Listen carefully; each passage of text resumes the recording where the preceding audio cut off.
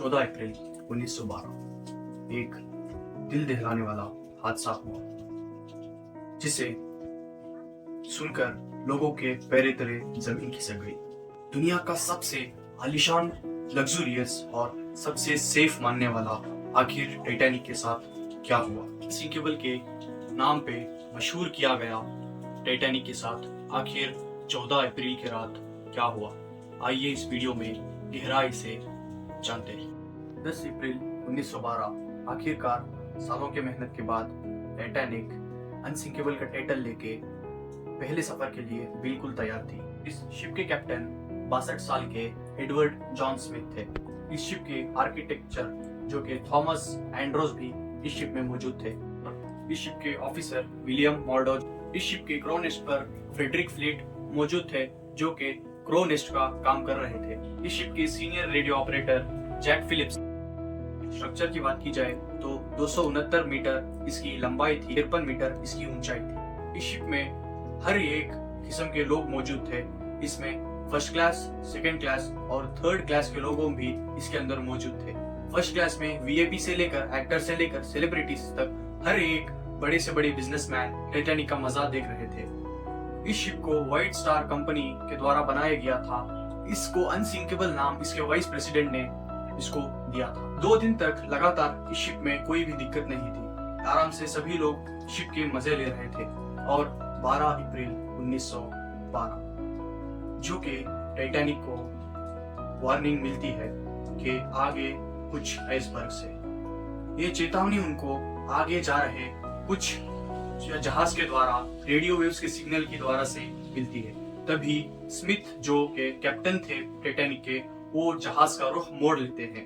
पर इनकी गलती ये ही थी कि ये जहाज की रफ्तार कम नहीं करते, क्योंकि इनको आदेश था कि ये 7 दिन के अंदर न्यूयॉर्क पहुंचकर एक रिकॉर्ड बना सके, क्योंकि लोगों को जानना चाहिए था कि टाइटैनिक क्या से क्या कर सकती है।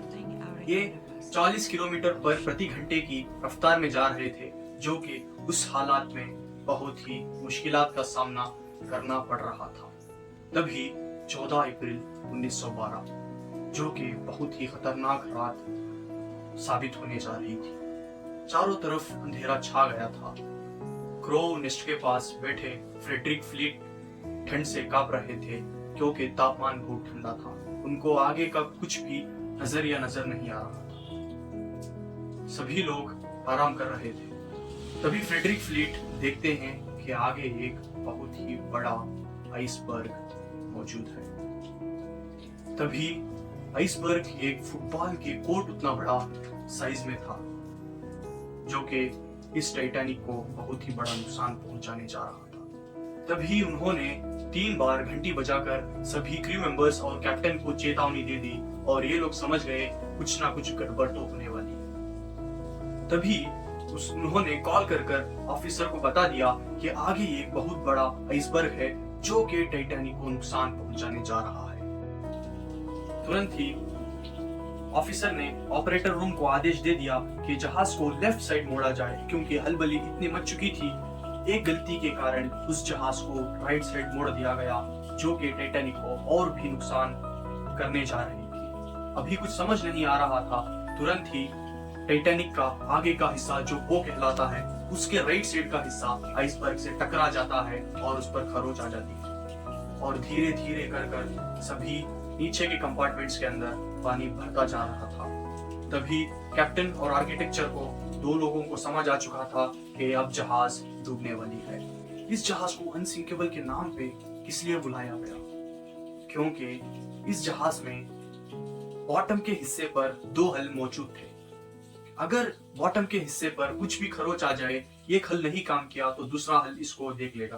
पर जहाज के साइड पे सिर्फ एक ही हल मौजूद था, और यहाँ पर खरोच भी साइड के हिस्से पर लगी थी, तो यहाँ पर डबल हल का कॉन्सेप्ट इनको कभी काम ही नहीं आया। दूसरा रीजन, इस जहाज में अगर कुछ हड़बड़ी हो भी जाए, अगर कुछ नुकसान हो भी जाए, तो इस जहाज में 16 में से 4 कंपार्टमेंट्स में अगर पानी चला गया तो इस जहाज को कोई नुकसान नहीं होता था, क्योंकि खरोच इतनी लंबी थी कि पानी तुरंत ही 6 कंपार्टमेंट्स के अंदर चला गया। इसीलिए यहाँ पर डबल हल कॉन्सेप्ट भी इधर काम नहीं किया गया और धीरे धीरे जहाज भी अपना बैलेंस खोने लगी और धीरे धीरे पानी के अंदर जाने लगी।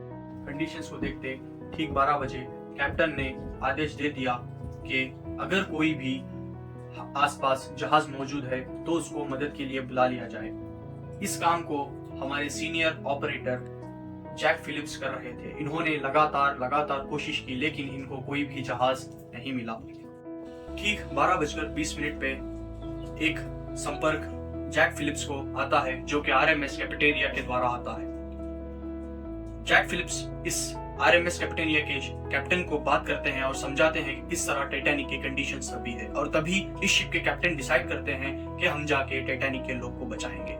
तभी सबसे बड़ा चैलेंज ये आता है कि टाइटैनिक से इस शिप की डिस्टेंस 107 किलोमीटर रहती है। अगर इस जहाज अपनी पूरी रफ्तार से भी उनको बचाने के लिए निकले तो इनको 3.5 घंटे का सफर तय करना पड़ेगा, और ये तो बहुत मुश्किल हो जाएगा, जो कि सबसे बड़ा चैलेंजिंग टास्क था। फिर भी इन्होंने कोशिश करना जारी किया और इधर क्रू मेंबर्स अपने रॉकेट्स उड़ा रहे थे टाइटैनिक में, क्योंकि इस रॉकेट्स के जरिए उनको होप था कि अगर कोई भी इस रॉकेट्स के सिग्नल्स को समझेगा तो आके हमें बचाएगा। वक्त गुजरता गया और शिप डूबती गई। तभी कैप्टन आदेश देते हैं कि सभी पैसेंजर्स यानी सभी लोगों को इवैक्यूएट कर दिया जाए यूजिंग लाइफ बोट्स। पर सबसे बड़ा चैलेंज ये था कि जहाज में सिर्फ 20 लाइफ बोट्स थे और पैसेंजर्स अप्रोक्सीमेट 2000 थे, जो कि सबसे बड़ा चैलेंजिंग था। इसमें 20 लाइफ बोट्स इसलिए रखा था कि ये जहाज अनसिंकेबल माना गया था और बहुत से लोगों को यही वहम था कि जहाज नहीं डूबने वाला है। तो इसीलिए पहले लाइफ बोट जो निकली थी टाइटैनिक से दूर, उसमें सिर्फ 28 मेंबर्स थे, जबकि उसकी कैपेसिटी 65 थी, क्योंकि लोगों को दिल में वहम था कि ये जहाज कभी डूबने ही नहीं वाले, क्योंकि इसकी मार्केटिंग भी उसी तरह की गई थी। और धीरे धीरे जहाज डूबती गई और लोगों को समझ आने लग गया कि ये जहाज डूबने वाली है। और जिस तरह प्रोटोकॉल के अनुसार पहले औरतों और बच्चों को लाइफ बोट्स में बिठाया गया और धीरे धीरे सभी लोग लाइफ बोट्स में आने लगे और जहाज डूबता गया। लाइफ बोट्स के कमी के दौरान कोई भी कुछ नहीं कर सका और अभी भी 1500 पैसेंजर्स बोट में, शिप में मौजूद थे। कुछ लोग दौड़ रहे थे, कुछ लोग रो रहे थे और कुछ लोग कुछ भी नहीं कर सके, और कुछ लोग अपनी हालात को मान लिए कि वो अभी इसी जहाज के साथ इसी समंदर में अपनी आखिरी सांस लेने जा रहे हैं। और ठीक 2:05 पे एक आखिरी लाइफ बोट निकल जाती है टाइटैनिक से और टाइटैनिक 2 हिस्सों में टूट जाती है। इसको आई विटनेस के द्वारा कह रहे हैं कि टाइटैनिक 2 हिस्सों में बट गई और कुछ लोग उसी टाइटैनिक के साथ समंदर में चले गए और जिनको तैरना आता था वो भी अपनी जान गंवा बैठे, क्योंकि -2 डिग्री सेल्सियस, जो कि हाइपोथर्मिया के दौरान क्लाइमेटिक कंडीशंस के हिसाब से तैरना बिल्कुल इम्पॉसिबल था। 3:30 पे आरएमएस कैपिटेरिया की शिप टाइटैनिक के तरफ आ रही थी, लेकिन वो लोग भी कुछ भी नहीं कर सके, क्योंकि 2 बजे ही टाइटैनिक और जो लोग उसके अंदर मौजूद थे समंदर की गहराई में चले गए थे। और आरएमएस कैपिटेरिया ने जो लोग लाइफ बोट्स पे थे उनकी तो जान बचा ली, लेकिन वो टाइटैनिक के अंदर मौजूद हुए लोगों को कुछ नहीं कर पाए। अगर मैं कहूँ कि जब क्रू मेंबर्स रॉकेट्स चला रहे थे और रेडियो सिग्नल्स पास कर रहे थे, तभी टाइटैनिक के करीब ही एक और जहाज मौजूद थी। अगर उस जहाज के कैप्टन इस सिग्नल्स को समझ पाते तो आज भी टाइटैनिक के लोगों की मौत नहीं होती। इसको जानते हैं और गहराई से in part 2। And don't forget to like, share, subscribe if you are interested to watch an interesting contents. Thank you for watching the video.